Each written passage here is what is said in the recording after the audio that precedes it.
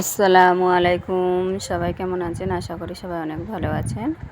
আজকে আমি চলে এলাম নতুন একটি রেসিপি নিয়ে। আজকে আমি ভাতের মাড় বা ফ্যান দিয়ে পাঁপড় বানিয়ে দেখাচ্ছি। দেখুন কত সুন্দর হয়েছে। এইভাবে ভাতের মাড়গুলো ফেলে না দিয়ে এইভাবে পাঁপড় বানিয়ে সারা বছর খেতে পারবেন। এখানে আমি ভাতের মাড় নিয়েছি 1 মগের মতো। এবারে ওর মধ্যে আমি দিয়ে দেবো স্বাদ মতো লবণ, জোয়ান দিলাম অল্প করে, বিট লবণ দিয়ে দিলাম পরিমাণ মতো। এবারে দিয়ে দিচ্ছি কালো জিরে। আপনারা চাইলে এর সঙ্গে ধনিয়া পাতা, পুদিনা পাতা, কারি পাতা দিতে পারেন। এবারে ময়দা দিয়ে দেব। 1 মগ ভাতের মাড়ের সঙ্গে 1 বাটি পরিমাণ ময়দা দেব।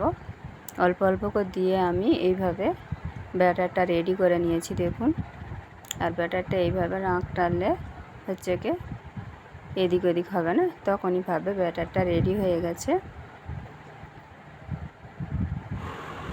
এখানে আমি আইসক্রিমের ডালা নিয়েছি।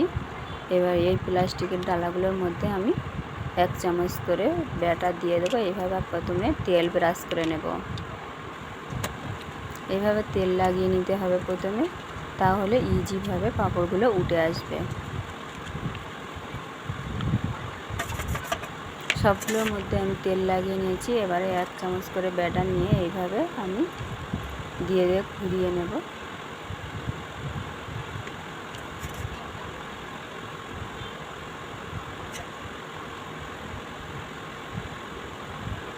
বড়গুলোর মধ্যে 2 থেকে 3 চামচ দিতে হবে। এটা ছোট ক্ষীর খাওয়ার চামচ। এবারে এইভাবে আমি 1 চামচ করে দিয়ে দিচ্ছি। দেখুন,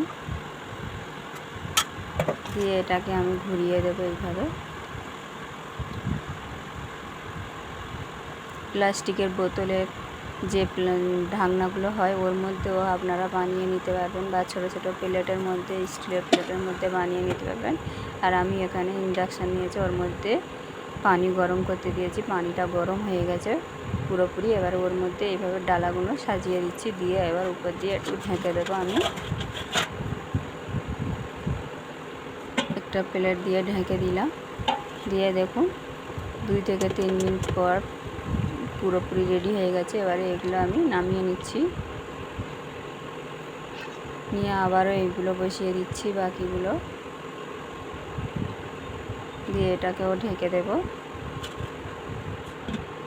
আর এগুলো আমি উঠিয়ে দেখাচ্ছি একটু ঠান্ডা হয়ে যাওয়ার পরে। দেখুন কত সুন্দরভাবে উঠে আসছে। এগুলো আমি রোদে শুকাতে দেব। একটা প্লেটের মধ্যে রেখে দিচ্ছি। সবগুলো এইভাবে উঠিয়ে নিচ্ছি।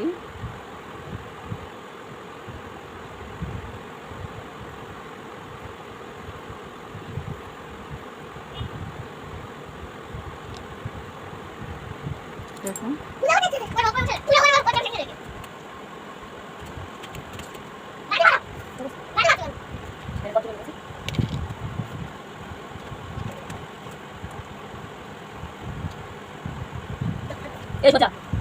সবগুলো পাঁপড় আমি এইভাবে উঠিয়ে রোদে দিয়ে দেব।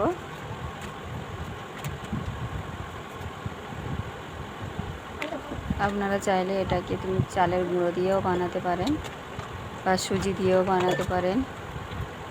খুবই সুন্দর হয়, খেতেও অনেক ভালো লাগে। একবার বানিয়ে সারা বছর যখনই খুশি তখনই দুটো করে বানিয়ে ভেজে খেয়ে নিতে পারবেন। দেখুন আমি প্লাস্টিক ভরে রেখে দিয়েছি, আর অল্প এখানে কিছু নিয়েছি ভেজে দেখাবো বলে।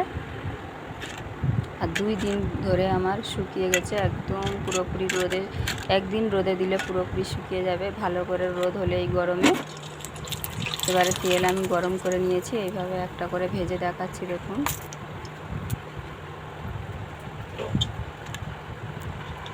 আরও একটা ভেজে দেখাচ্ছি। এইভাবে সবগুলো আমি ভেজে নেব। আর দিতেই মত করে দেখুন কত ছোট ছোট কত বড় বড় হয়ে যাচ্ছে পাঁপড়গুলো। সবগুলো পাঁপড় আমার রেডি হয়ে গেছে দেখুন, আর একদম মুচমুচে হয়েছে। আমার আজকের রেসিপি যদি ভালো লাগে প্লিজ একটি লাইক দিয়ে ভিডিওটি ফ্রেন্ড অ্যান্ড ফ্যামিলির সঙ্গে শেয়ার করে দেবেন। ফিরে আসবো নতুন একটি রেসিপি নিয়ে। এখানে শেষ করছি। আল্লাহ হাফেজ। Thanks for watching.